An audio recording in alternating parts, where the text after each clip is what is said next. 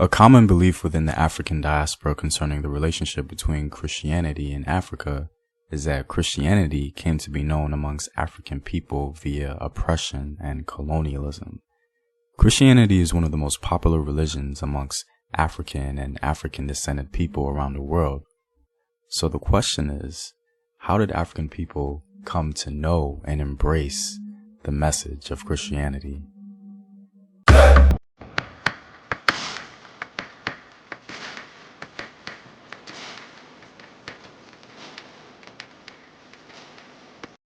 What up, African world? It's Home Team here. And as always, remember to support the Home Team on Patreon to get full access to sources, courses, and exclusive videos. The link is in the description box below. For those who may not know, Christianity started in the Levant region, which is right in between Europe and Africa. When Europeans embraced Christianity, they began to popularize it, especially with their paintings of biblical figures during the Renaissance period. These biblical figures were assigned with European features, not only so the people can relate to them, but it also evolved to project an idea that the European phenotype is close to divinity. Christian art by Europeans became a powerful tool for European supremacy, especially during the colonial period. And as 21st century intellectuals in the black community revisited this past, it tended to paint the overall history and development of Christianity in an oppressive light, especially when it comes to its relationship with Africa. But let's actually follow the religious history of Christianity and find out how African people were introduced to it. The very first encounter with the continent and Jesus is actually found in the Bible in the book of Matthew, chapter 2, verses 14 through 15. So he got up, took the child and his mother during the night, and left for Egypt, where he stayed until the death of Herod. And so was fulfilled what the Lord had said through the prophet, "Out of Egypt I called my son." So as we can see, according to the Christian Bible itself, Jesus fled to Egypt, fleeing potential persecution from King Herod. The second encounter with Jesus and the continent was when Jesus was about to get crucified, and a man from North Africa named Simon of Cyrene came to help him bear the weight of the cross. Interestingly enough, according to the Bible, one of Jesus' first experiences on earth was in Africa, and one of his last encounters was also with a man from Africa. During this time, there were many people from Egypt and other regions in North Africa that came to the Levant as merchants. So North Africans were literally there to witness the life of Jesus. Even though there were people from North Africa present in the Levant during the time of Jesus, what was the first official sign of a converted Christian in Africa? Well, the Christian Bible also makes mention of this. In the book of Acts chapter 8, verses 26 and 27, it states, "Now an angel of the Lord said to Philip, 'Go south to the road, the desert road that goes down from Jerusalem to Gaza.' So he started out, and on his way he met an Ethiopian eunuch, an important official in charge of all the treasury of the Kandaki. This man had gone to Jerusalem to worship." So the first official sign of a Christian in Africa was a Cushite official from ancient Nubia. The message of Christianity apparently penetrated all the way down to Cush, and a Cushite man accepted Christianity. The Christian Bible tells us that the Cushite was actually on his way to Jerusalem to worship. The conversion of this Cushite signifies the long and extensive history of Christian Africans in Nubia. As we can confirm historically, ancient Nubia harbored 3 Christian kingdoms: the kingdom of Nobatia, Makuria, and Alodia. Christianity in the kingdom of Nobatia began to take a stronghold around the 5th century. The first officially recognized Christian king of Nobatia was King Silko.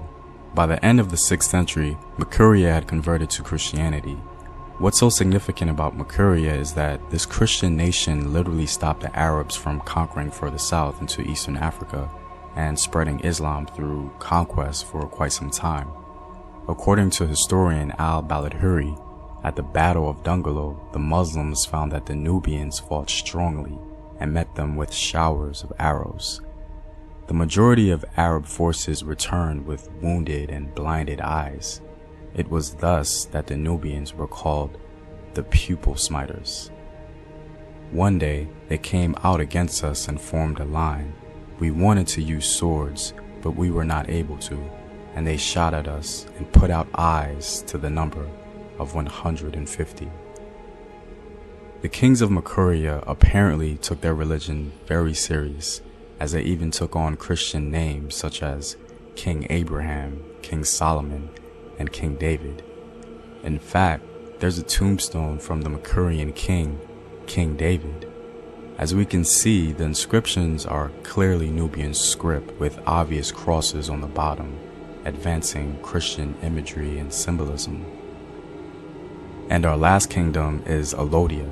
The kingdom of Alodia was officially converted to Christianity in the 6th century.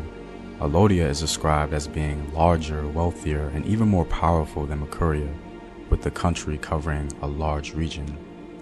Now, this is where we get to Inner Africa. The first sign of Christianity in Inner Africa was actually in Ethiopia during the reign of the Aksumite Empire. Although Christianity existed long before the rule of King Ezana of the Aksumite Empire, the religion took a strong foothold when it was declared a state religion in 330 AD. So how did Christianity come to Ethiopia? Funny story, actually. After being shipwrecked and captured at an early age, Frumentius, a man from Lebanon, was carried to Aksum, where he was treated well. It was Frumentius who converted King Ezana to Christianity, and the religion became official. So far, we've documented the presence of Christianity in North Africa and its flow down into Eastern Africa, from Egypt all the way to Ethiopia. But what about Western Africa? How did Christianity come to that part of the continent? Well, there's a general idea that Christianity first came to Africa via colonialism, and that simply isn't true, as we proved earlier. But when it comes to Western Africa, we assume this as well. However, Christianity actually entered Western Africa via trade with the Portuguese around the 15th century. To begin with, Africans in the West had a relatively positive trading relationship with the Portuguese. And when you're trading things, you're not only trading items, but you're also trading ideas. And it was in this context that the Congo Empire embraced Christianity in the 15th century. The unique thing about Congo was that there was a huge movement led by Kimpavita to understand Christianity strictly from an African perspective, because they began to realize the manipulation of the Portuguese. The Congo Empire has a very long and extensive history with Christianity that is very well documented. The Bakongo people were very much a part of the Christian world.